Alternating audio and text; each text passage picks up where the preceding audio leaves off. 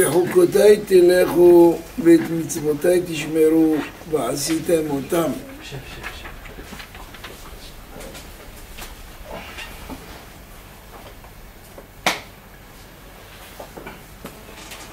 Il y a les mitzvot, il y a des hukim.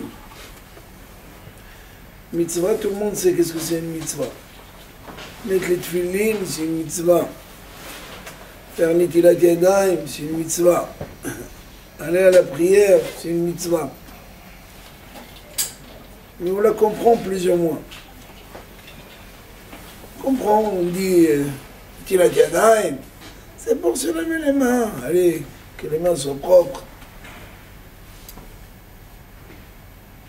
Mezouza, non, Akadosh Baruch Hu, il nous observe, il nous garde, il nous protège. C'est notre gardien. C'est pour ça qu'il y a le mot Shin Dalet Yud.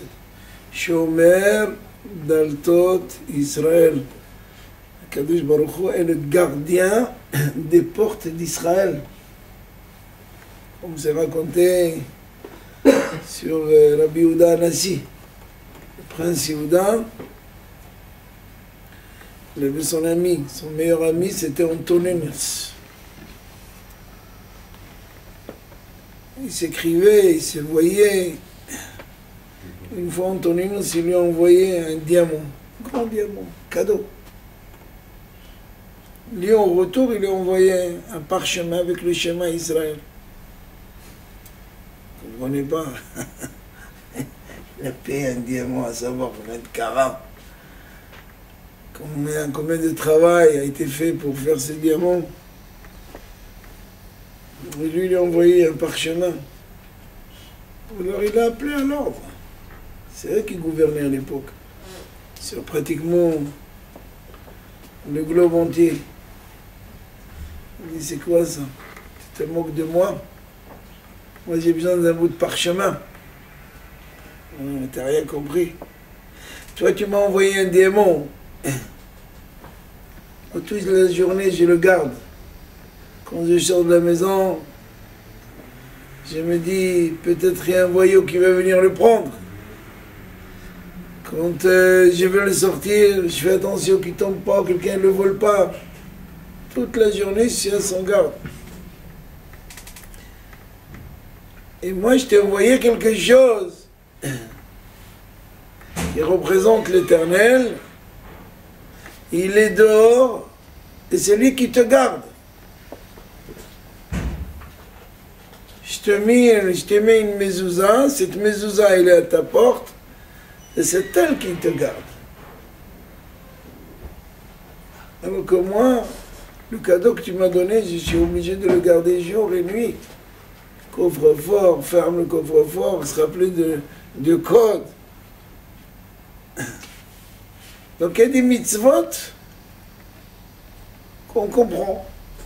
C'est logique. Il y a des hukim. Hukim, ce sont des lois que la Torah nous a données. On ne comprend pas.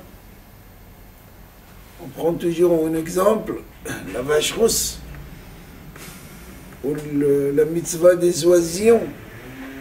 Il y a une mitzvah qui nous dit que si nous sommes dans un champ, dans une forêt, ou tout simplement je passe dans la rue et je trouve un nid où la maman couvre ses poussins ou ses œufs, la Torah nous dit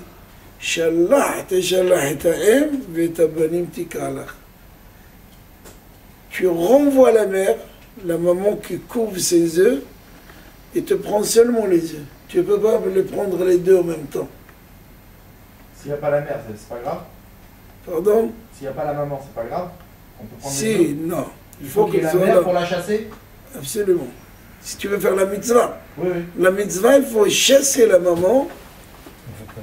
Alors qu'a priori, c'est une mitzvah, entre guillemets, cruelle. Tu vas séparer la maman de ses poussins. Ben oui. Puisque la Torah t'a autorisé de manger certains volailles cachères, Et toi, tu veux prendre les poussins pour faire une bonne chita, une omelette. Alors, tu peux prendre que les poussins, que les œufs, mais tu ne prends pas la maman. On comprend cette mitzvah? Vous comprenez cette mitzvah? On ne la comprend pas. Qu'est-ce que Dieu a voulu avec cette mitzvah? Alors bien sûr, il y a des recherches. Il y a beaucoup d'encre qui a été coulée pour cette mitzvah. Je peux vous parler de cette mitzvah de maintenant. Jusqu'à demain, en même heure, on ne finit pas. Il y a tellement à parler. Et pourtant, en dernière ligne, en conclusion, on ne comprend pas. On ne sait pas pourquoi. Et pourtant, il y a des commentaires, des explications, etc., etc. Comme exemple, le Zohar HaKadosh, il dit, le livre le plus sacré, puisqu'on est à la veille de... On est à la Iloula de Rabbi Meir, Baal HaNes, mais on est à la veille de la Iloula de Rabbi Shimon Bar Yochai. N'est-ce pas, dimanche, on va se rencontrer, nous tous, et mettre Hachem à 1h, au salon de Montreuil, c'est dans la journée. Et Rabbi Shimon, il dit que la mitzvah des oisillons, tu vas avoir la longévité, tu vas vivre longtemps. Et pourtant, le maître de Rabbi Meir, Elisha ben Abouya, on appelle Elisha Aher, lui, il s'est éloigné de toute la Torah, il est devenu un picoros, c'est quelqu'un qui renégat. Lui, il est rentré, il est allé au ciel, il a vu tout ce qui peut se passer dans le ciel. Quand il est descendu, il a dévié. Et les Hachamim, ils disent, pourquoi il a dévié? Parce qu'il a vu, une des choses qu'il a vues dans sa vie, quelqu'un qui est monté sur l'échelle pour la mitzvah des oisillons, il a accompli la mitzvah parfaitement, il est descendu, il n'y a aucun problème. Il a vu un autre qui est monté sur l'échelle pour faire la même mitzvah, il est tombé de l'échelle, il est mort. Il a dit, je ne comprends pas. La Torah, elle dit, c'est la longévité. Celui-là, il meurt sur la route en faisant la mitzvah.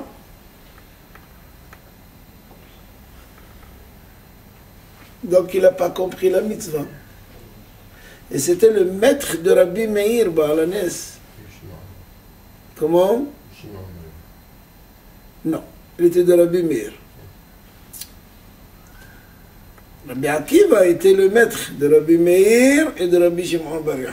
Rabbi Akiva, que sa période de Omer, elle va se finir, Mirza Hashem, dimanche, parce qu'il y a 24 000 élèves qui sont morts. Il y a une épidémie depuis Pessah jusqu'à 33e jour de la Omer qui s'est arrêtée cette épidémie. Ça, c'est Rabbi Akiva. Mais le maître qui a enseigné la Torah, Rabbi Meir, et attention, Rabbi Meir lui-même, c'était un grand hacham.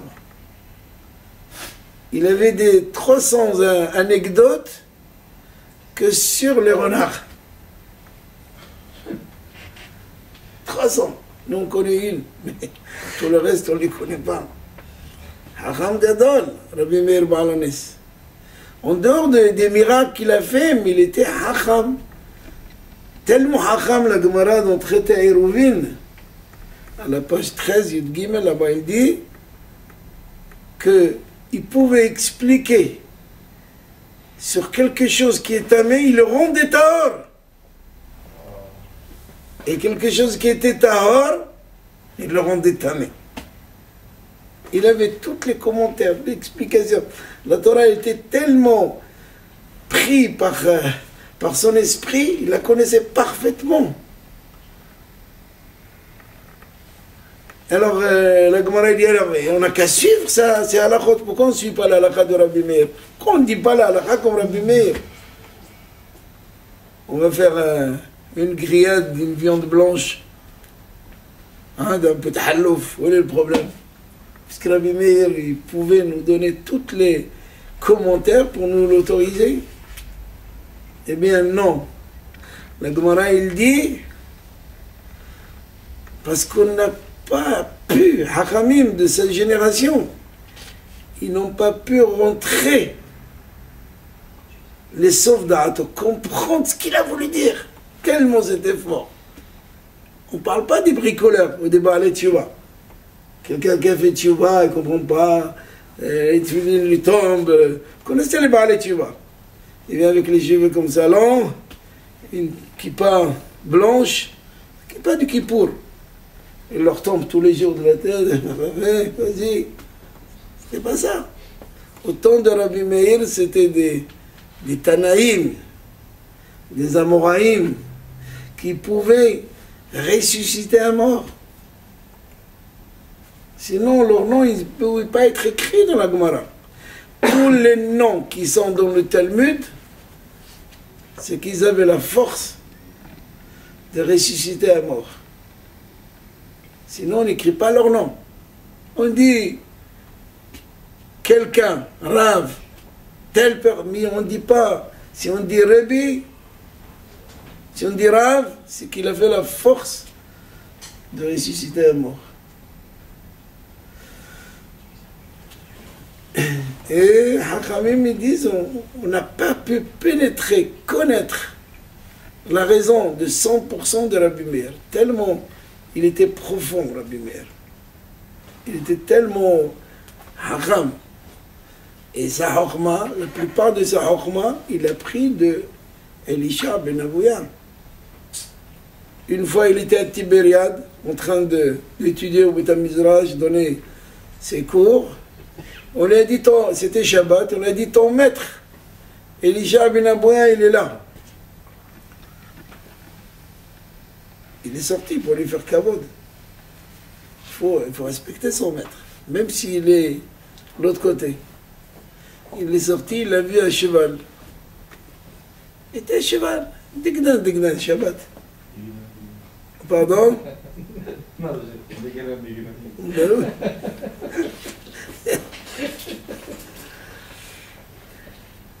Shalom Rabbi, shalom.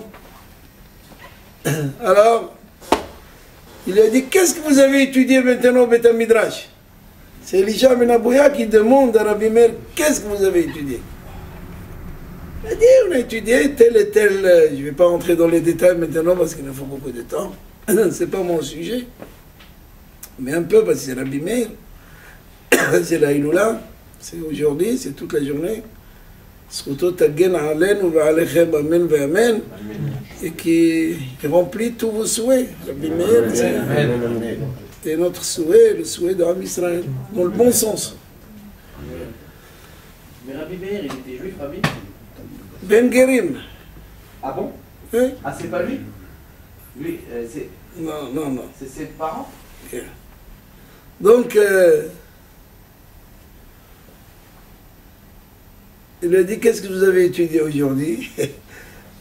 Il a lancé l'hameçon et il lui a trouvé que c'est pas comme ça qu'il faut étudier. Un cheval, hein? Lui, il lit sur le cheval, Shabbat, et Rabbi Meir le suit à pied. Il a trouvé une réponse qui est contre ce qu'il a dit au Beth Midrash. Il a enseigné, il a dit c'est pas comme ça. Ton maître, Rabbi Akiva, parce que Rabbi Akiva était le maître aussi de Rabbi Meir, il a dit ton maître, Rabbi Akiva, il disait pas comme ça, il disait comme ça. Autrement. Et encore, qu'est-ce que vous avez fait aujourd'hui? Il a dit 2-3 choses. Et les 2-3 choses, il les a fait tomber.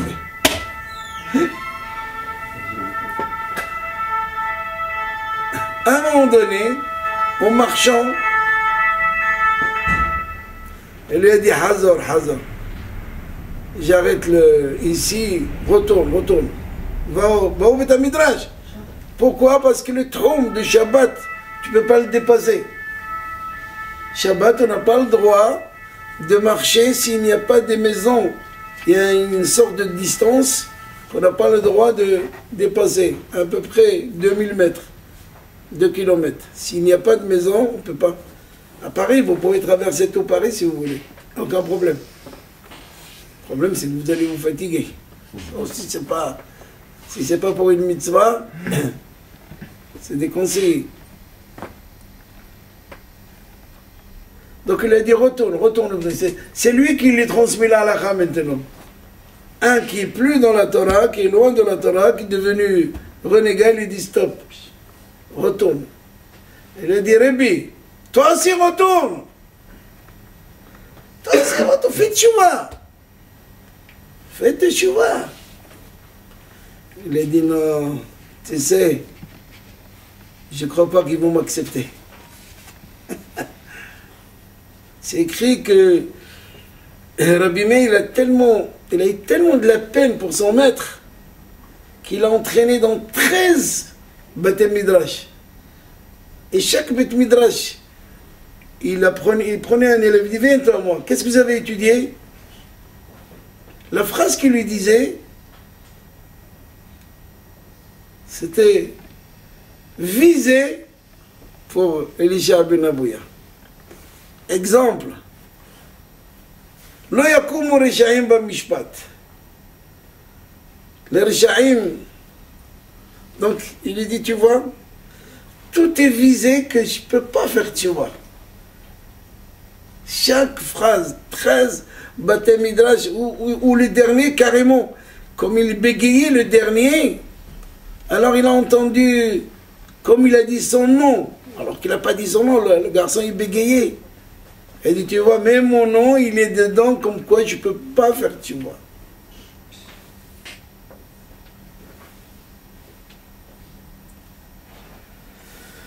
Bien sûr qu'il y a beaucoup à dire sur Elisha ben Abouya. Le seul qui l'a sauvé à la fin, parce qu'il était ni Gan Eden ni Guianam. C'est la punition la plus grave qui peut exister. Au moins, il ne se fait pas punir. Oh, oh, tu sais pas quelle punition. Ni Guéhinom, ni Guéhinom. Restez dans l'air. Vas-y, tiens-toi dans l'air. Saute et reste dans l'air pendant 3 minutes, vas-y. Je m'en reste debout. C'est à peu près ce qui s'est passé. Vous pouvez. Et jusqu'au moment où Rabbi Meir est parti de ce monde, que Elisha ben Abouya, il a été libéré. Parce qu'il a demandé, il a prié pour lui, il a tout fait. C'était son maître. Et comment un homme qui est arrivé de rentrer dans le Pardès, rentrer dans les lignes les plus secrètes, tout, plus que Shlomo HaMelech. Comment il a pu dévier? Une des raisons, Hachamim disent que lorsque son père il a fait la Brit Mila, sa Brit Mila lui, tous les Hachamim d'Yerushalayim sont venus.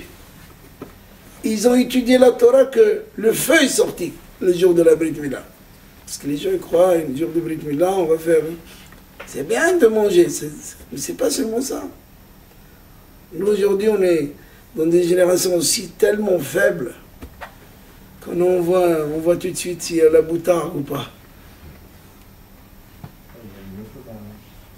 Mais le but, c'est d'amener des hachamim. On fait une souda, et souda, il n'y a pas de hachamim dans la souda. C'est pas une souda. C'est pas un petit dvar Torah, c'est pas une souda. Donc on dit qu'au moment où on lui a fait la Brit Mila à lui, il y avait des hachamim qui sont venus, et le feu est descendu du ciel tellement avec leurs études de la Torah que le père, il avait peur que sa maison brûle. Mais il s'est flatté avec ça. Il a dit, regardez, mon fils, qu'est-ce qu'il a pu... Ça influence le bébé Sortir un peu pour dévier. Il y a beaucoup à dire, je vous dis. C'est long, C'est très la long. gava qu'il a eu là-bas. Comment? La gava, il a eu. Une sorte de gave, une sorte d'orgueil. Qui a fait de... Comme quoi, un homme, quand il fait quelque chose, il faut descendre sur terre. Il ne faut pas... Je suis venu à neige. Regardez-moi. Qu'est-ce que je suis capable de faire? Non. Shem Shamaim. Tu fais quelque chose, fais-le les Shem Shamaim. Une mitzvah qui est faite les Shem Shamaim, elle passe tout de suite. Mais une mitzvah qui a un intérêt derrière, elle bloque. Elle ne marche pas. Que les Shem Shamaim. Un homme, il vient prier les Shem Shamaim. Il mange, un homme. Un homme, il mange. C'est simple. Qu'est-ce que c'est manger? Mais il ne faut pas qu'il dise, je suis venu au monde pour manger. Je suis venu au monde pour manger, pour avoir de la force, pour faire une mitzvah. C'est le but. Je viens pour faire une mitzvah.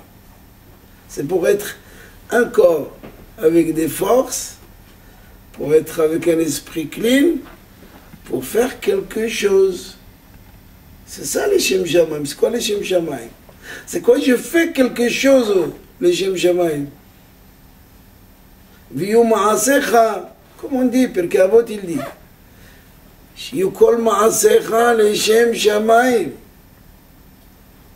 Bechol kol derachecha da'eo.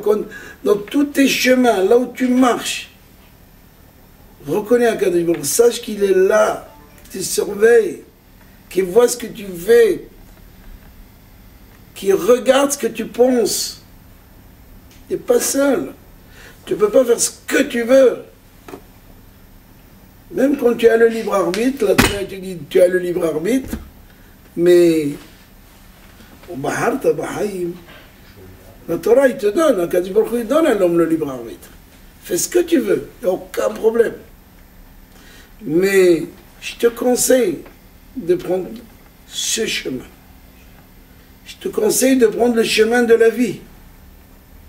Un papa, il peut donner des conseils, qu'est-ce qu'il veut de ses enfants? Leur bien. Ah ben, des fois on ne veut pas écouter, vas-y, rentre droit au mur. Et c'est ça, Akadosh Baruch Hu, il veut que toutes les mitzvot qu'il nous a données, ce sera les Shem Shamaim, parce qu'il nous les a demandées. Et je ne la comprends pas, la mitzvah. Je ne sais pas. La vache rousse, qui c'est qui comprend la vache rousse? On tue une vache qui est complètement rousse, pas un seul poil d'une autre couleur, et on va la brûler. Brûler toute une vache. On fait quelques steaks d'abord. Allez, vas-y. Prends le foie, il est bon le foie. Il y a du fer dedans. Non, non, non, on va la brûler. Et avec ces cendres-là, on va purifier celui qui est tamé, qui est impur, qui a touché un mort. Et celui qui a purifié la personne, le Kohen qui a purifié la personne, lui, il devient tamé, il faut qu'il attende jusqu'au soir pour aller au mikvé pour qu'il devienne pur. On ne comprend rien du tout. La vache rousse, elle rend pure la personne ou le rend tamé? Eh bien, ça s'appelle Hok. C'est une loi, il n'y a rien à chercher. Dieu nous a demandé, ah rien, on peut parler, il y a des commentaires. Rabbi, c'est quoi le but d'étudier quelque chose qu'on ne comprend pas en fait? Ah, Hazak Baruch, il a posé une super question. Ah, je l'attendais celle-là. Bravo. Vous avez entendu ce qu'il a dit? C'est quoi le but d'étudier quelque chose que je ne comprends pas? C'est comme tu me dis, je vais faire de toi un ingénieur, mais tu sais, avant d'être ingénieur, il y a tout un livre comme ça en maths, et en physique, et en anglais surtout, et vas-y. Mais ça va me servir tout ça? Non. Mais avant que je t'enseigne, apprends d'abord ça. Quoi ça sert? Apprends d'abord ça. Vous croyez que en faculté de médecine, où les jeunes, on les bombarde, surtout la première année, je les vois venir Bracha, bracha. Je dis bracha, c'est pas une bracha. C'est bracha ve'atzlaha. Est-ce que tu t'assois pour étudier? Ils ont des bouquins, des bouquins, des bouquins, des bouquins. Il faut connaître tout par cœur. Il me dit, mais c'est vrai. Les jeunes, ils te disent, mais je vais me servir de tout ça? Pas du tout. Mais d'abord, ils veulent te mettre la pression, voir si tu es capable de suivre les vrais cours après et de pouvoir être un chirurgien, un ophtalmo. Bah, tu vas crever l'œil de l'autre au lieu de lui en soigner. Il vient parce qu'il a un petit grain de machin et toi, ouais. Alors on veut voir. Donc c'est vrai, tu as posé une question extraordinaire, parce que Hachamim ils disent aujourd'hui qu'on n'a pas certains mitzvot, on ne peut pas les faire. On veut faire la vache rousse, on peut la faire un peu, même si on la trouve. On la trouve en Amérique du Sud, en Afrique du Sud. Admettons qu'il y en a une là-bas. On peut tuer une vache rousse et purifier le Ham Israël. On est tous des tamés, attention. Tout le Ham Israël aujourd'hui, il est tamé. On est tous des tamés. Parce qu'on a touché un mort. Et si on n'a pas touché le mort, on a touché la main d'un mort. Donc, c'est des générations. Depuis la destruction du temple, il y a presque 2000 ans, le peuple d'Israël est tamé met. On a cette touma de met. On la touche. D'ailleurs, quand on est à côté d'un iftar, on a des sensations qu'on ne veut pas. En dehors de la peur, de terreur, de la choufa, waouh. Et hier était là. Il n'est plus là. C'est parce qu'il y a une certaine touma qui nous touche, et c'est pour ça qu'on a ces sensations qu'on ne peut pas expliquer, mais presque de se sauver. Vous connaissez des gens qui veulent aller au cimetière? Pourquoi? Parce que cette sensation en nous, qui n'est pas purifiée. Et ça, on ne peut pas la faire, parce qu'on n'a pas Beth Amikdash. Péa, leket, shikha, tout ce que aujourd'hui on peut le faire. On peut le... Pardon? Non. J'entends pas mal. Non, on ne peut pas les faire. On ne peut pas, pourquoi? Parce qu'on n'a pas Eretz Israël, on n'a pas Beth Amikdash. Alors à quoi ça sert d'étudier tout ça?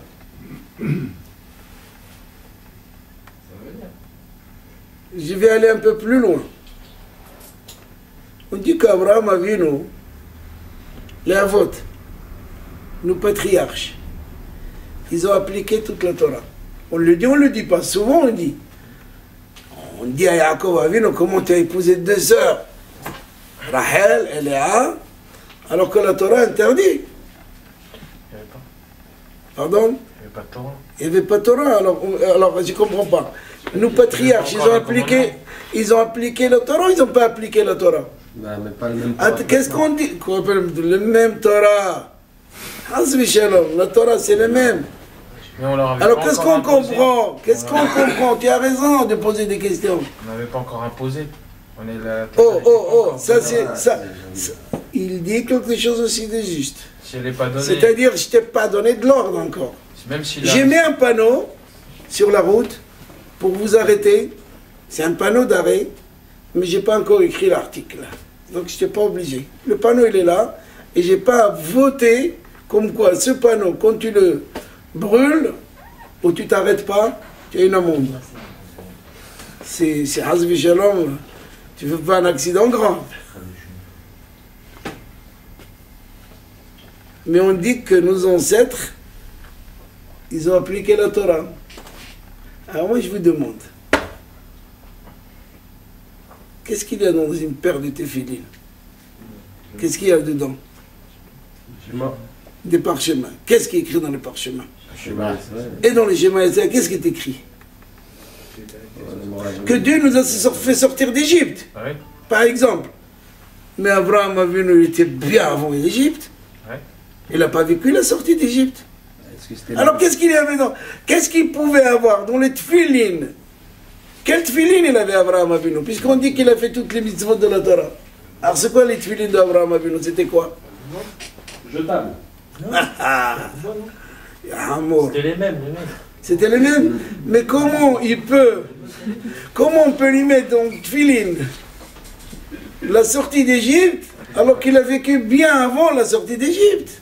Je vais plus loin. Parce qu'il n'y a pas de notion de temps. Je vais vous embêter encore plus. C'est ça, c'est son nom. Il n'y a pas de Hein? notion de temps, en fait. Il a cherché. On dit que les Avot, ils ont appliqué la Torah. Alors je vous demande, encore, parce que il faut que je vous embête un petit peu. Il n'y a pas que vous allez m'embêter. La Souka, c'est mon souvenir de quoi? Sorti d'Égypte. Quoi? Sortie d'Égypte. Et pourquoi une Souka? On dit Anané Kavod. Il y avait les nuées. Ok? Et quelle nuée il était, Abraham? Il n'y a pas de nuée. Abraham, il était avant les nuées. On dit qu'à la sortie d'Égypte, ils étaient protégés par des nuées. Et en souvenir, il y a beaucoup d'autres commentaires. Ok? Mais un de commentaires, c'est qu'il y avait des nuées. Et en souvenir de ces nuées, on va construire le souka. D'autres, ils disent, on avait des soukas vraiment. Ok. Mais Abraham, oui, vas-y. Dans la Haggadah, Hein? dans la Haggadah, Oui. on dit בכל דור ודור צריך כאילו יצאנו ממצרים. זאת אומרת שאברהם גם Bechol Dor Vador, notre génération à nous. בכל דור ודור. Oui, alors notre génération à nous. Hein? גם בדורו שלהם. Lama Bedoro Shelahem, Hem lo yatsu בכל דור miMitzrayim. ודור. Mais il n'y a pas eu de sortie d'Égypte. Abraham Avinu, il est sorti de Eretz Israël. Au contraire, il est allé vers l'Égypte. Yaakov est sorti de Beersheba pour aller où? Bon, alors je vais vous dire.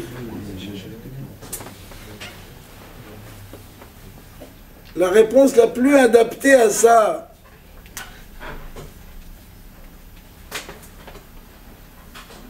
que moi j'ai trouvé, en faisant des recherches,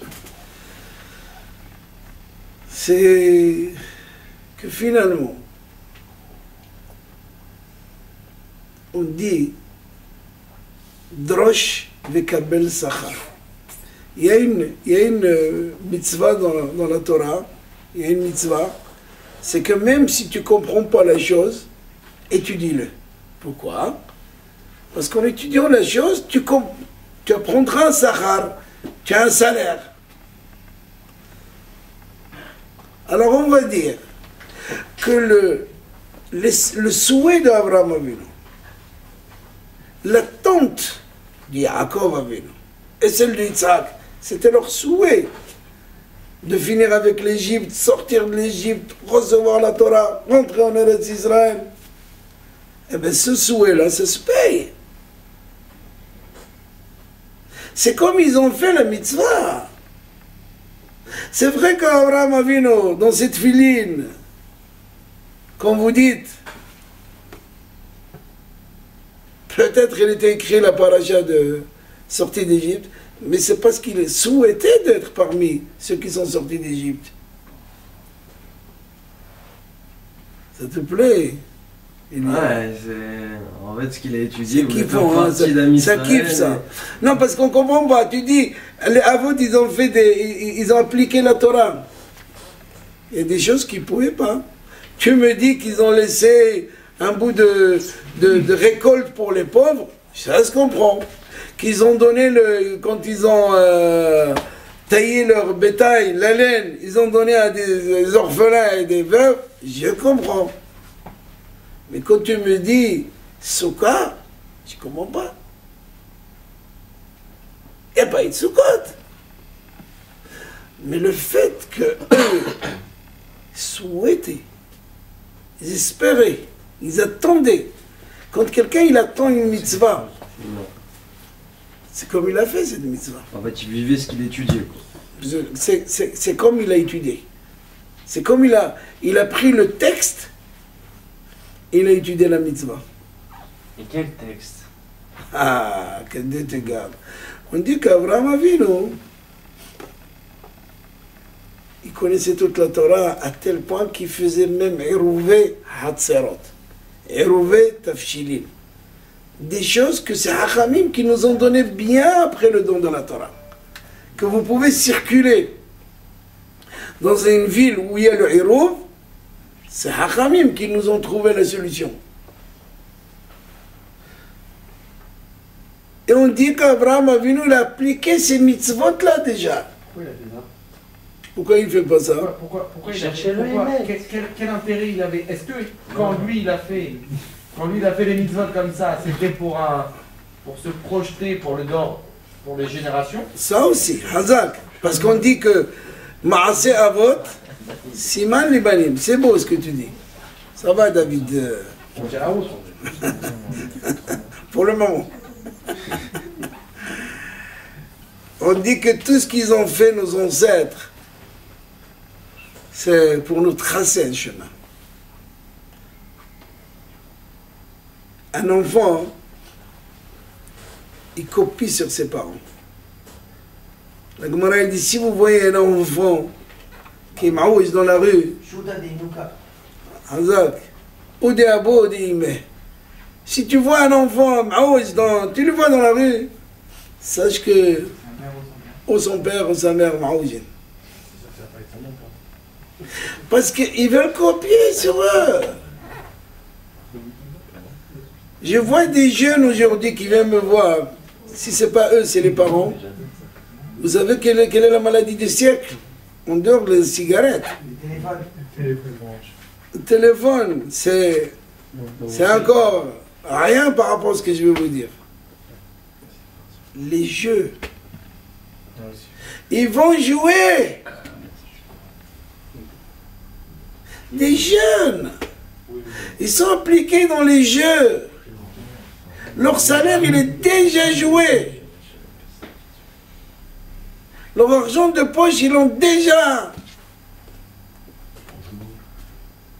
Si ce n'est pas dans des cercles, c'est dans le téléphone. C'est pas dans le téléphone, c'est dans l'internet. Maladie du siècle. Nous, on a joué avec des noix.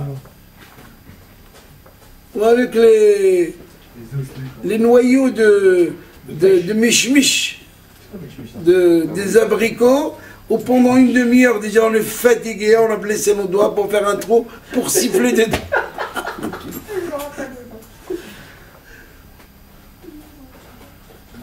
Celui qui avait un peu d'argent, alors ses parents, il a acheté des billes. Des riches. Des riches. Ou des cartes qu'on ramassait on allait dans les magasins qui vendaient, ils donnaient toujours une petite carte comme ça, et on avait des couleurs, et on jouait par terre, comme ça, pour là, hein. Ça a retourné. Aujourd'hui, Le Rav, il a joué au billes. j'ai joué au début, bien sûr. Pourquoi? J'étais pas enfant, moi, qu'est-ce que vous croyez? Je suis né pas comme ça. J'étais enfant comme vous tous, j'ai joué. J'étais à la plage. Rav Eliaou Gam, non? Non, Raviliao, il avait trottinette, Non. qu'il a fabriqué lui-même. La première, c'est quoi qu'il a construit, Raviliao? Elle a duré un jour. Non, au contraire, c'était un building.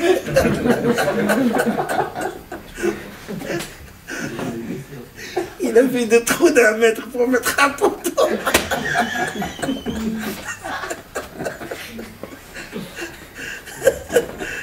Et il fallait amener des pierres et des sabres. Il a dit, mon père, amenez qu'est-ce que tu fais? Tu peux mettre 4 étages dessus.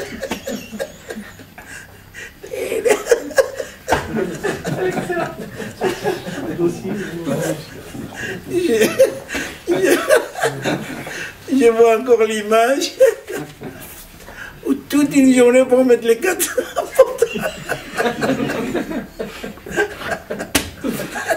les 4 armoudines. Trah, trah.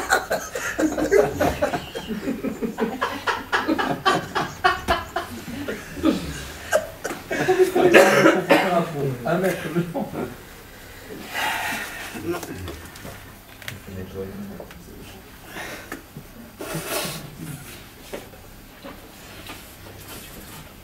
Non, non mais c'est vrai.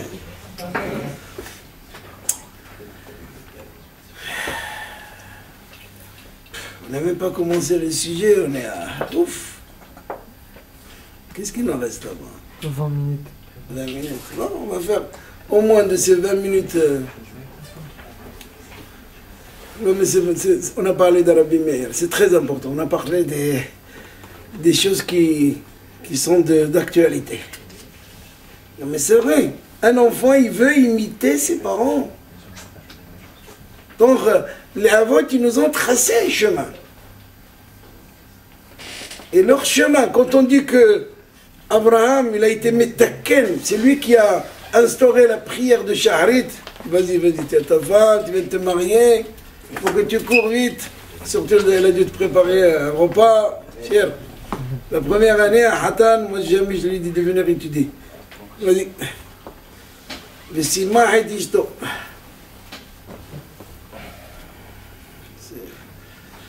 Donc, qu'est-ce qu'il faut faire?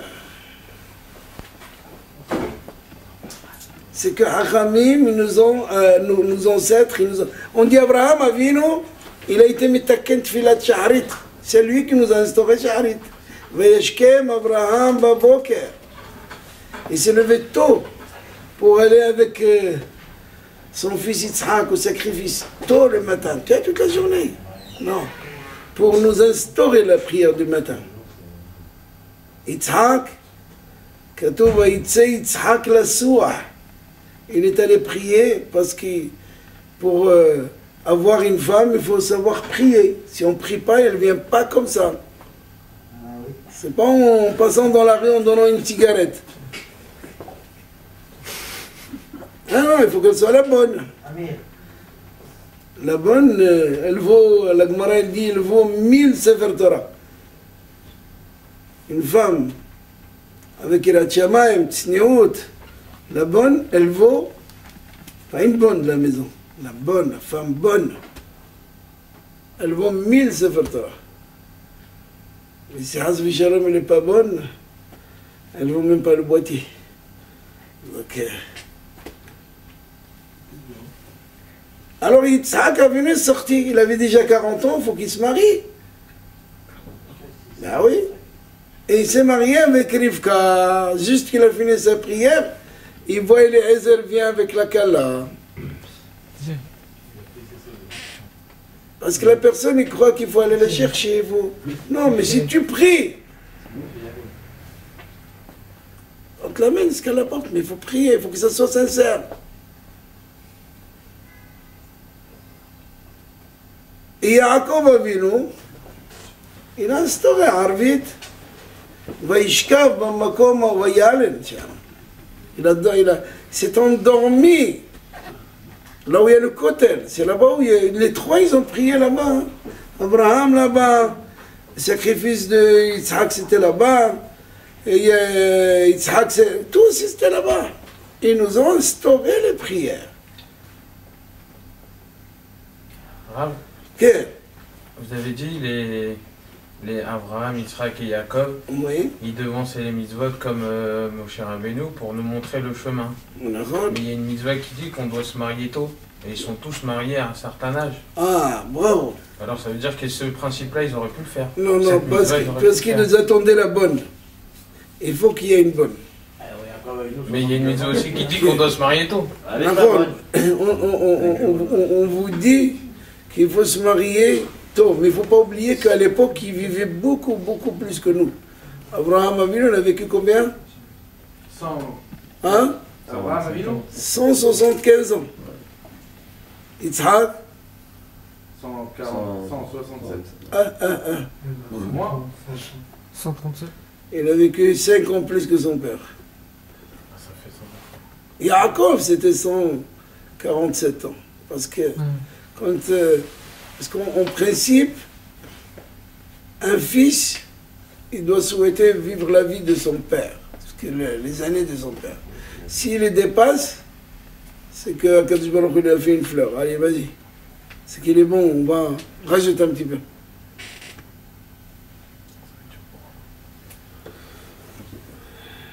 Yaakov, ça va.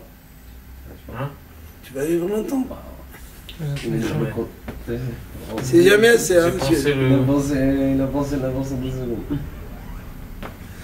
Donc, il nous dit la Torah, et je vais m'attarder un petit peu parce qu'il faut que quand même on parle de ce que j'ai préparé. Tout ce que je vous ai dit, je n'ai pratiquement pas préparé. Mais ce que je vais vous dire, je vais commencer un petit peu. Donc, on est parti de Hukot, une loi, on ne la comprend pas, mais il faut l'appliquer. Vet mitzvotai tishmeru, et les mitzvot, ce que vous comprendrez, il faut les garder. Et alors les hukim, il ne faut pas les garder. Et ce que je ne comprends pas, il ne faut pas les garder. Les hukim, la Torah elle dit, marchez avec mes hukim.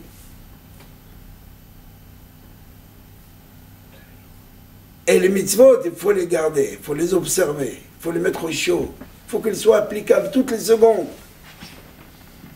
Il dit là quelque chose d'extraordinaire. Mazevet mitzvotai tishmeru, hevu amelim batorah, almenat lishmor, ulkayem, kemo sheneemar, velimadedetem otam. Il dit Rashi Akadosh, vous savez qu'est-ce que c'est? Et mitzvotai tishmeru, soyez amélim, fatiguez-vous, dépensez d'énergie, faites-le avec votre force. C'est-à-dire que l'étude de la Torah, ça demande du amal. Ça ne vient pas comme ça. Il faut que je me lève tôt, il faut que je dorme moins, il faut que je mange moins. Il faut que je sois accroché à mon livre, à mon shiur, à mon maître. Et au quotidien, et tout le temps, c'est ça Amal la Torah. Amelim. Hevu Amelim. Soyez avec du Amal. Parce que l'étude de la Torah elle demande. Pourquoi les rabbinim ils sont souvent fatigués, malades, maïch? Ils ne travaillent pas d'après ce qu'on peut au moins croire. Ils ne sont pas dehors en train d'être des garagistes ou maçons. Ça demande physiquement. Parce que la Torah elle épuise. La Torah elle fatigue. La Torah elle fait dépenser de l'énergie. Et vous amélim batorah.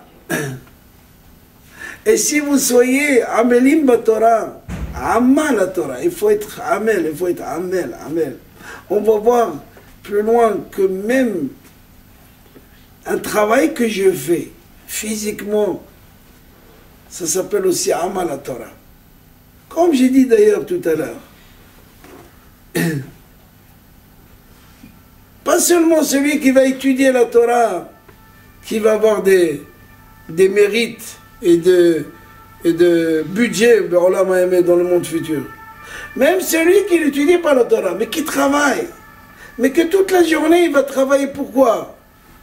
Parce qu'il va nourrir ses enfants, parce qu'il va leur payer l'école. Et c'est quoi le but? Que ces enfants-là, ils vont manger avec les Tilat Yadayim. Ils vont aller à la synagogue. Ils vont se marier correctement. C'est-à-dire que même le amal, même le travail qu'un homme il fait, un travail physique, il va au travail, il se lève le matin, il a fait sa petite prière, et vas-y, un petit café, travail. Ça s'appelle aussi amal la Torah. Nous, on a une mission, c'est étudier la Torah. Allez, fais-toi, c'est vrai, c'est ça. Mais celui qui ne peut pas, il a des enfants à nourrir, qu'est-ce qu'il va faire? Il les a amenés au monde, il dit, vas-y, débrouillez-vous. Tu veux de la bracha, tu veux que la pluie tombe, on s'entend. Vous voulez que les arbres donnent leurs fruits. Vous voulez que ce que vous mangez, vous ne serez pas amené à aller à l'hôpital, Barminan, ou avoir des maux de ventre.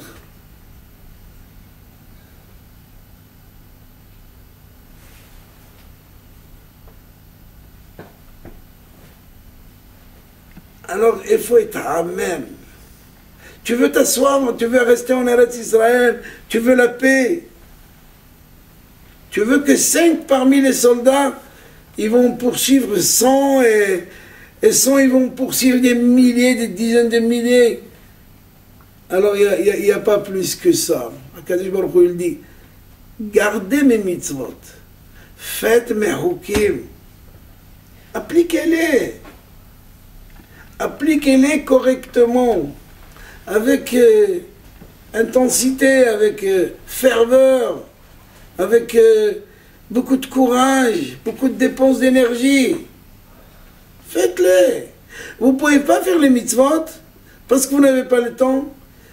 Eh bien, c'est vrai, vous allez travailler, vous allez vous fatiguer. Mais le but après, c'est quoi? De manger, boire. Ah, ça même, les animaux, ils le font. Ils ont des étalages maintenant, ils ont des magasins, eux. Ils ont des vêtements, ils ont des bijoux à eux.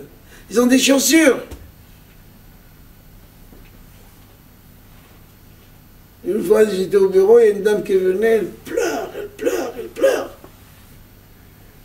Je n'ai pas compris. En principe, je les laisse pleurer. J'ai toujours 2-3 boîtes de mouchoirs. Et après, je lui ai dit, mais madame, pourquoi vous pleurez? Il est mort, il est mort.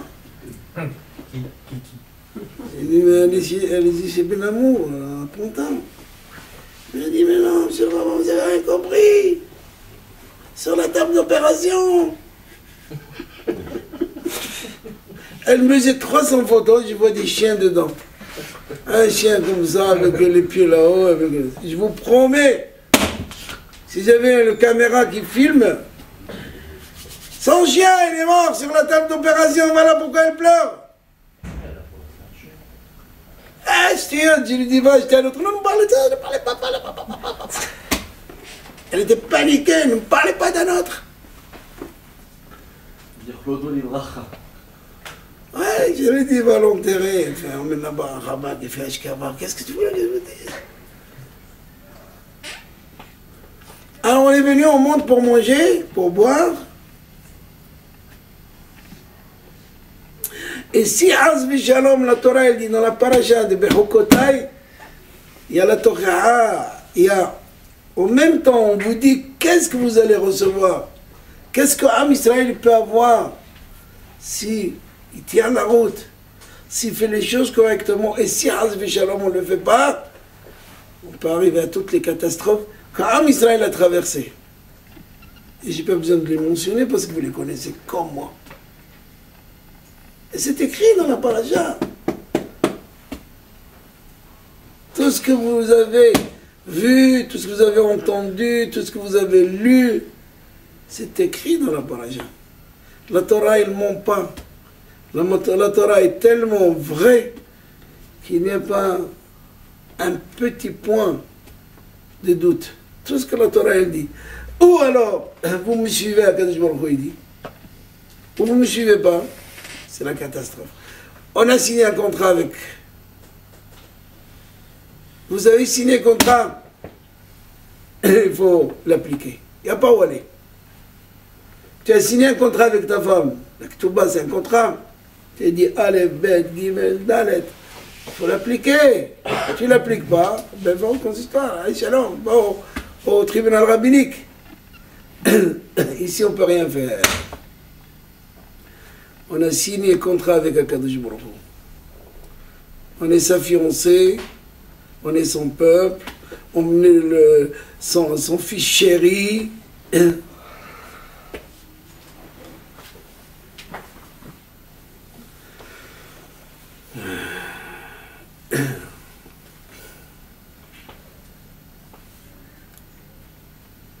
Et c'est vrai, Béhémet, comment un homme il peut être mekayim toutes les mitzvot, comme on a dit tout à l'heure, en l'appliquant, en l'étudiant. Et une mitzvah tu ne peux pas faire. Étudier la mitzvah. Apprendre de cette mitzvah, de quoi elle parle. Il s'agit de quoi?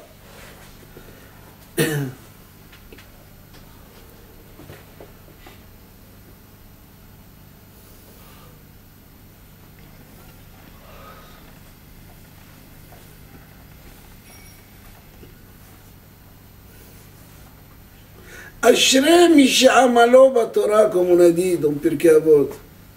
Mais c'est Amalo Batora. Ben, il a travaillé, il a gagné de l'argent. Lui, il ne peut pas étudier. Mais il paye ceux qui étudient. Il leur donne. Comment il faut faire? Lui étudie, toi tu ne peux pas étudier. Alors vas-y. Issachar ou Zevulun, partagez la tâche.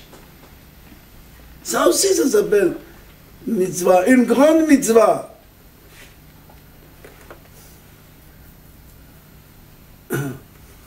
On raconte sur Rabbi Eliezer ben Horkanos, Nazar ben Horkanos, appelez-le comme vous voulez.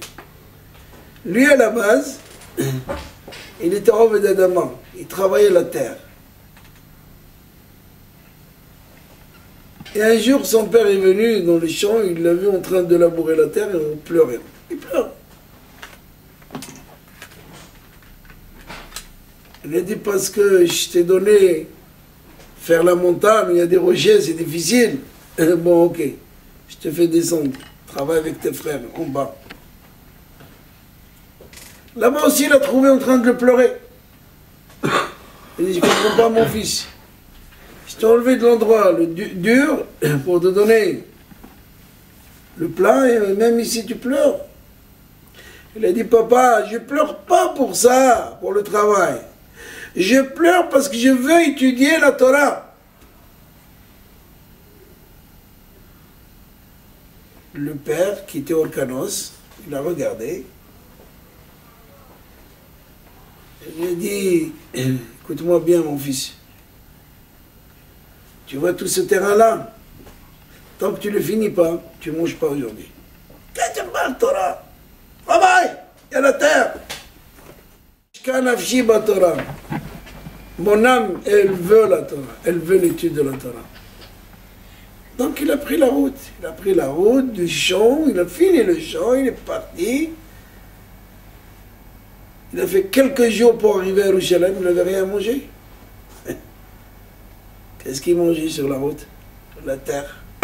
Quand quelqu'un a faim, il n'y a rien à manger. Eh bien, il prend la terre. Ça remplit le ventre. Et il est arrivé au Beth Midrash de Rabban Yochanan ben Zakkai. Il s'est assis. Il est rentré dans un coin. Il s'est fait tout petit. Parce qu'il y en a qui rentrent dans un lieu de prière, en train de prier, et lui, qu'est-ce qu'il y a? Monte, rase les murs. Assis-toi dans un coin. Respecte les autres. Et c'est ce qu'il a fait. Il s'est assis, il n'a rien compris. Si on ne connaît pas le Aleph-Bet, si on ne sait pas qu'est-ce que c'est le schéma, si on ne sait pas qu'est-ce que c'est la tefila, donc on ne comprend rien. Et là, Rabban Yochanan ben Zakkai, à la fin du shiur, il a vu que c'était quelqu'un d'étrange qui était là.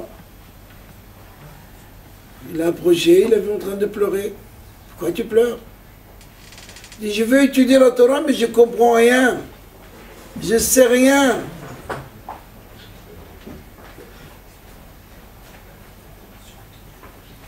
C'est bon, Baruch Haba.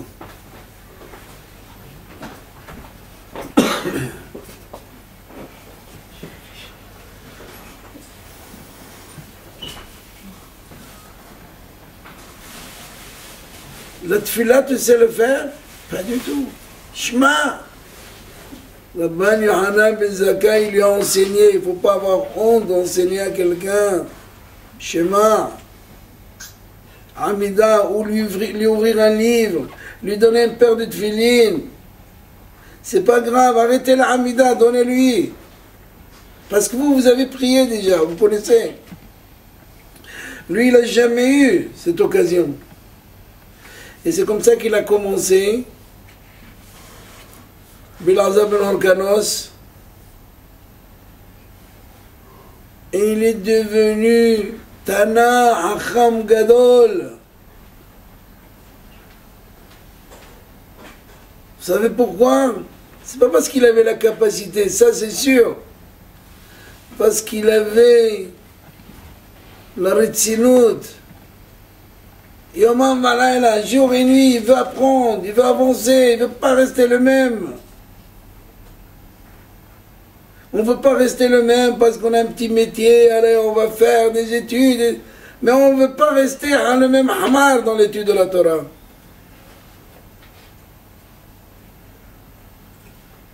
Et voilà qu'un jour le Rav, il s'approche vers lui, il sent de mauvaises odeurs qui sortent de sa bouche. Il demande aux élèves de voir là où il dort, est-ce qu'il y a quoi à manger. Ça fait 8 jours qu'il n'a pas mis un bout de pain dans sa bouche. Et Rabban Yohanan ben Zakkai, il a tout de suite donné l'ordre aux élèves de se occuper de lui.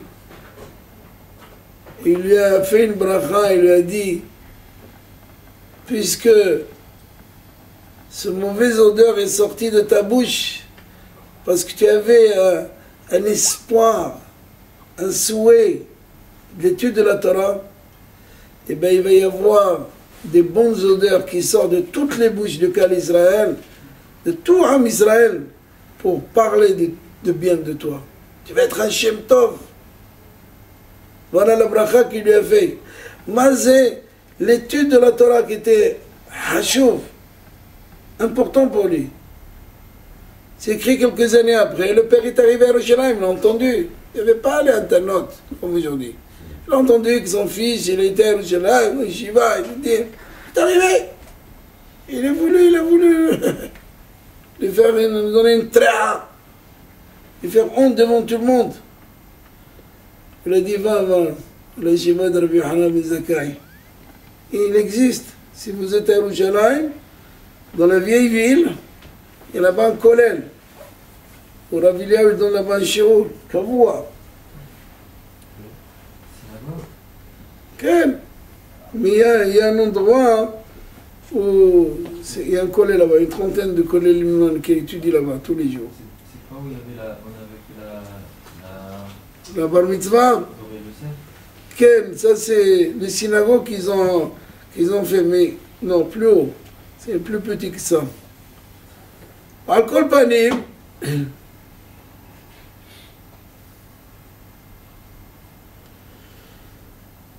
c'était qui parlait ces jours-là? C'était qui donnait cette dracha? Ses commentaires, c'était Bilazar ben Orkanos. Le fils.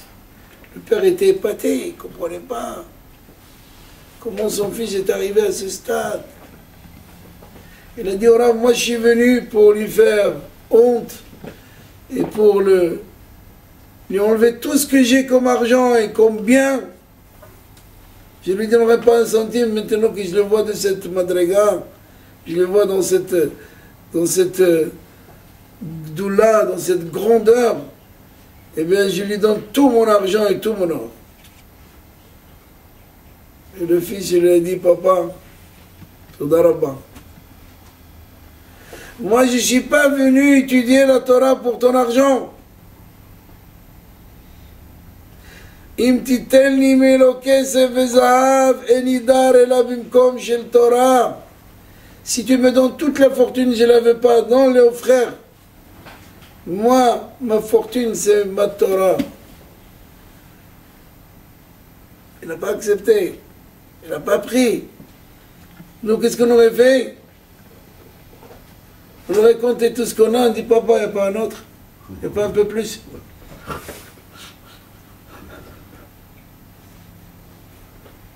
Ah oui. Parce que notre esprit, il est après... matérialiste. Shifti Bevet Hashem. Il est devenu Rabbam chez l'Israël. C'est devenu le grand maître d'Israël. Mais comment on obtient tout ça? Amal la Torah. Heyu amilim, heyu amilim, ima ta'amel. Amal la Torah. Un homme, il se fatigue. Il dépense d'énergie. Il vient au shiur. Ah, tout le monde, ils sont devant l'écran. Il y a un jeu de football ce soir. Oh, il n'y a pas. On va au Hashem. Mais lui, il ne va pas, il ne s'assoit pas devant. Il vient, il casse son Yetzirah, parce que c'est un Yetzirah, c'est un Yetzirah. Je vois les jeunes disent, j'y vote devant des cafés comme ça, parce qu'ils n'ont pas de télé à la maison, s'ils ont la télé chlate, ils se mettent là dans les coins, ils regardent. Ils restent debout, 1h30. Yetzirah. Ils sont tellement attirés. Il y a tellement de choses de l'extérieur. Avant, on avait peur que les enfants aillent dans la rue. On avait peur.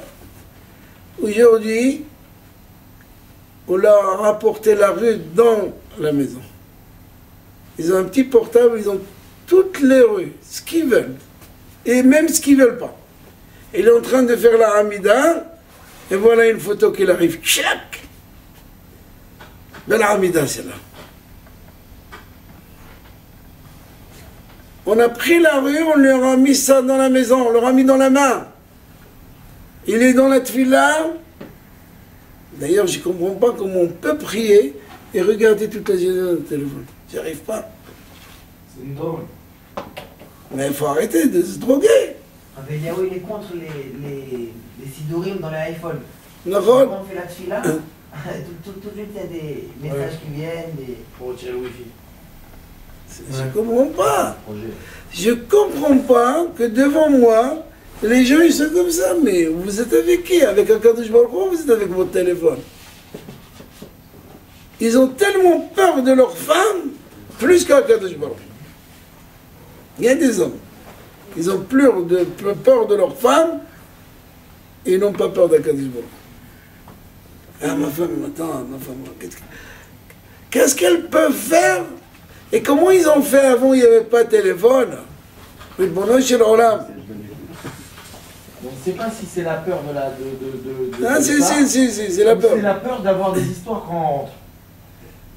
Non, on n'a pas envie d'avoir des histoires quand on rentre. Ouais, non. Tu sais pourquoi tu as des histoires? Parce que justement ton téléphone il marche au moment de la prière. S'il ne marche pas, il n'y a pas. Moi, j'ai pas de problème. Il ne marche pas, tu fermes. Du moment où tu es rentré au Beth Midrash, ferme et un téléphone. Ça sonne Vessimha.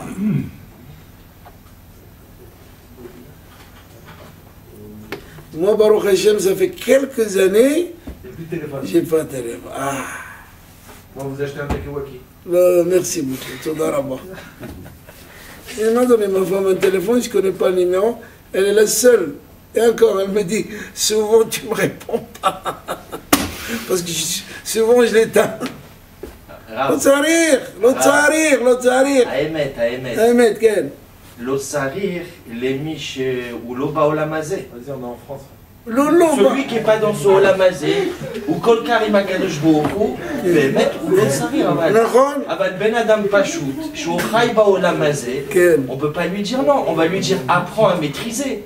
Ah, mais apprends à maîtriser, c'est quoi apprendre à maîtriser? On lui laisse toutes les portes ouvertes. Celui-là on éteint. On mange un... C'est le cas. Ils sont dans le cours, il est allumé. Ils sont dans la tefila, il est allumé. Mais ça, c'est parce qu'on ils sont en train... Mais aujourd'hui, il y a... Le moussard qu'on nous dit, c'est assour le téléphone. Ben Adam, il ne peut pas recevoir assour le... Si on lui dit, non, la moutard, la assour, il y a des moments oui, il y a des moments non. On peut jouer, on peut lui apprendre. Ken, ce que tu dis, c'est bon. Si vraiment tu as un rôle important, mais si c'est que des bêtises. Aujourd'hui, les parents, ils se plaignent, moi je les vois pleurer chez moi. Et nous aussi, c'est pareil. Les enfants, ils sont plus avec vous. Ils dorment plus. Toute la journée, ils sont en train de tac, tac, tac, tac, tac, tac, tac, tac. Ils sont tellement forts.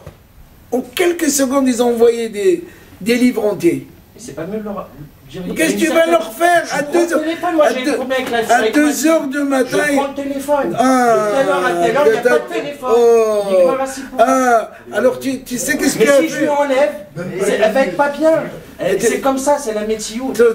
Tu sais qu'est-ce que tu as fait? Non, Tu as fait... Hein? Qu'est-ce qu'il dit? Tu sais qu'est-ce que tu as fait? Tu sais qu'est-ce que tu as fait? Tu es devenu un policier de téléphone. C'est pas mal ça. C'est un métier aussi. J'ai évité la casse. Ah. Ça paye pas. Hein. Impôt, et ça se paye pas, ça. Policier. Ouais. Parce que je vais venir te le prendre. Alors le matin, il y a, tiens, je vais venir te... Et si je le prends pas, elle me le donne pas. Hein. Ah, t'as vu ça? Ah ouais. Voilà. Mais je limite la Ça casse. veut dire qu'il faut être policier. Et on est tous dans la même barque. Et je vous dis sincèrement, quand ces hachamim, ils ont crié, il y a quelques années, ben, eh bien, ils avaient raison.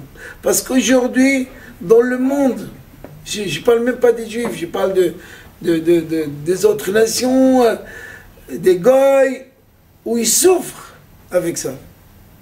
Ils souffrent. Ils ont l'overdose. Ils ont commencé les stages pour se désintoxiquer du T'as vu téléphone. ça? Les gens, ils payent pour apprendre à se désintoxiquer. T'as vu ça? C'est-à-dire qu'ils vont arriver à un stade où les enfants ils vont plus aller à l'école, où ils vont arriver à l'école, ils vont dormir. Pourquoi? Parce que toute la nuit ils ont tchatché. Si ça restait dans le... Moi je me rappelle chez moi à la maison... J'ai un truc, moi, il faudrait ouvrir Hein? des cures. Des cures de bli téléphone. On oublie le téléphone. Ouais, on l'a dit déjà. C'est On vrai? l'a dit, on l'a dit. On l'a dit. Il y a un chiffre d'affaires de ouf. Oui. Alcool panier. Ouais, vas-y, commence David. À partir de demain, mettre... Voilà, on va commencer là-haut. Il n'y a pas de problème. Tu fais une salle pour Internet et une salle pour téléphone. Alcool panier. Ce que je voulais dire...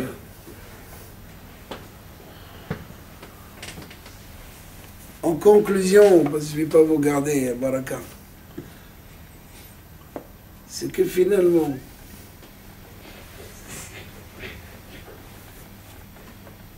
c'est beau de dire à quelqu'un l'étude de la Torah, c'est magnifique, c'est bon, c'est extraordinaire, c'est vrai. Et ça, c'est vrai, quand on est dedans, on vient écouter un shiur, on oublie le monde entier. Vous allez voir, dès que vous sortez de la porte ici, ça recommence. Mais on est là. Et souvent on demande pourquoi. Qu'est-ce qu'il y a? C'est un magnet. Ce que je vous dis, c'est écrit dans les livres. Hein. Il n'y a rien que j'ai inventé. Croyez-moi. J'ai fait un petit truc, une idée, mais tout est écrit dans les Sfarim. Pourquoi on est tellement magnétisé? Comment on appelle ça? Magnétisme. Pourquoi? Pourquoi? Vous avez posé la question. Pourquoi quand on écoute un cours de Torah, on est accroché?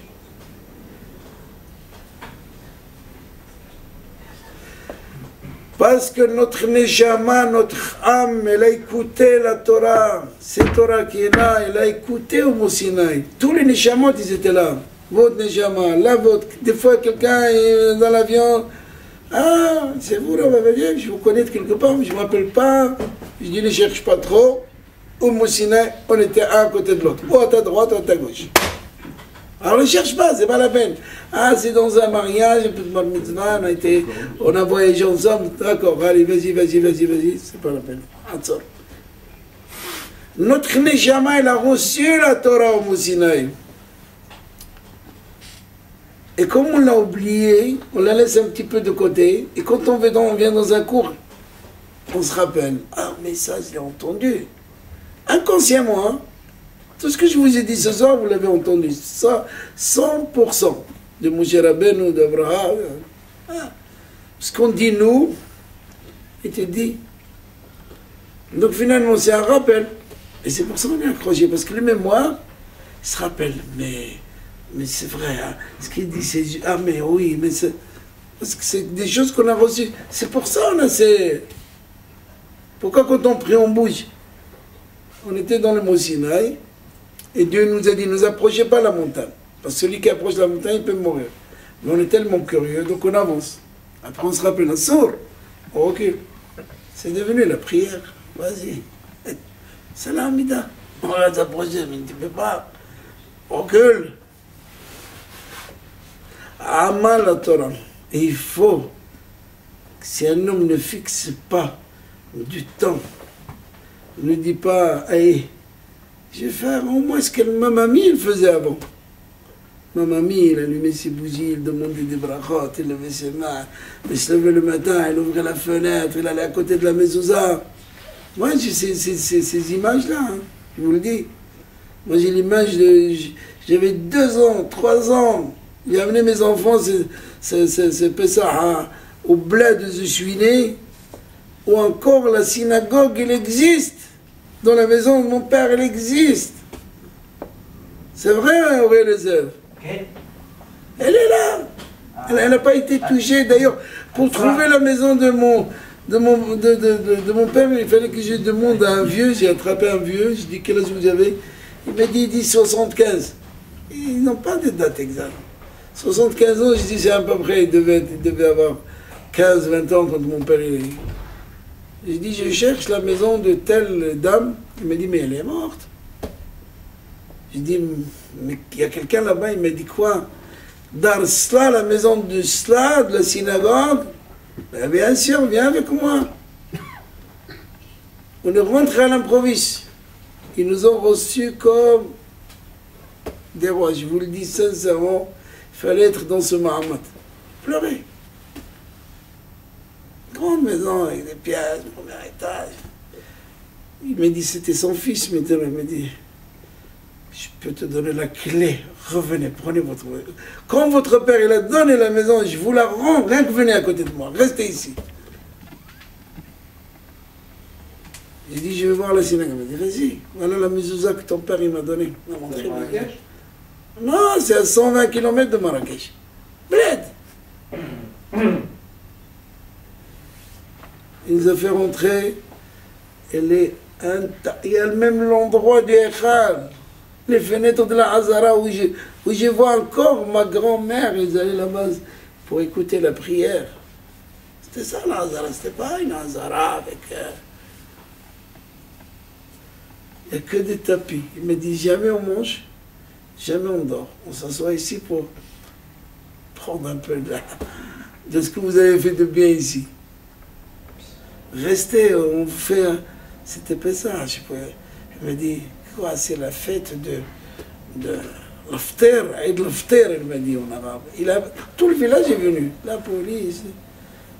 Ils ont amené les jeunes. Il m'a dit, écoutez bien, si jamais ces gens-là, ils viennent, gare à vous, on va faire la morale.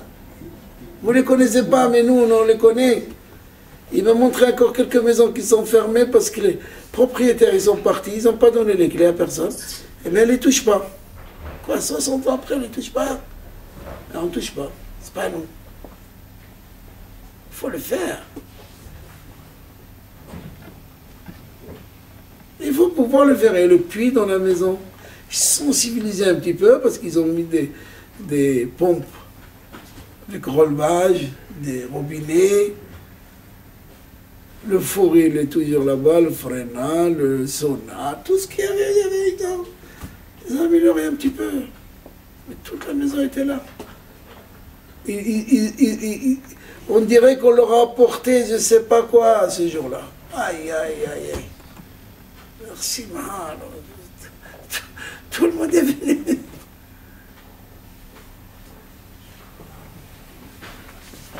Amal la Torah, Adam Amel. Un homme dépense d'énergie pour l'étude de la Torah.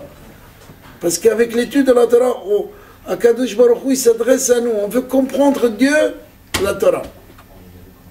Lui, il s'est adressé avec nous. Il nous a donné son message. C'est lui. C'est ça le iTunes de Akadosh Baruch Hu. Il nous a donné l'application, voilà. Moi, j'ai adressé à vous. Vous voulez me connaître? Vous voulez savoir qui je suis? C'est quoi Akadosh Baruch Hu? Voilà. Vous avez la Torah. Nous, quand on s'adresse à Akadosh Baruch Hu, on s'adresse à lui avec la tefila, la prière. Ça, c'est notre message vers lui.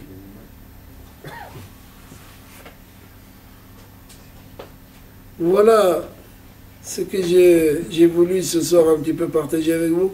Surtout, ne pas désespérer ou se fatiguer tout de suite ou avoir un arrêt. Non, un mal.